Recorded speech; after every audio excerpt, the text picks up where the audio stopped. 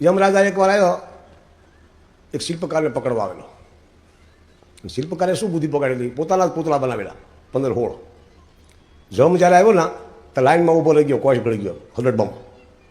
તો યમ તો પાછળ ગયો કે આવા કેટલાય છે, કોને લેવો? ધર્મરાજાને કહી તમે સરનામાં બી ખોટું છે, ત્યાં 10-15 ઊભા હતા. ભગવાન સમજી ગયા મારે જવું પડશે. અહીંયા ભગવાન જાય છે, ગયા ભેગા વાત કરે છે કે હા હા હા કેવું જૂનું મકાન છે, કેવી દોરીથી વાહડા બાંધ્યા છે. એમ કરતાં કરતાં ઓરડામાં ગયા ને 15 પૂતળા હતા, પોતે ઉભો રહ્યો હાથનો આવવા માટે. કેવો કારીગર છે, કલાકાર તો ભગવાનના હાથમાં એનો આવે. હા, ડાક્ટર અને કલાકાર જબરજસ્ત છે, આમ હારા પણ કોઈના હાથમાં નહીં. હા, તો એ જમને છટકાવે. બોલો, ભગવાન આવ્યા કે હા હા હા કેવા પૂતળા બનાવ્યા છે, કેવો શિલ્પકાર છે, એની હથોડી કેવી છે. 3 વાર ભગવાન હા હા હા કેવો શિલ્પકાર છે.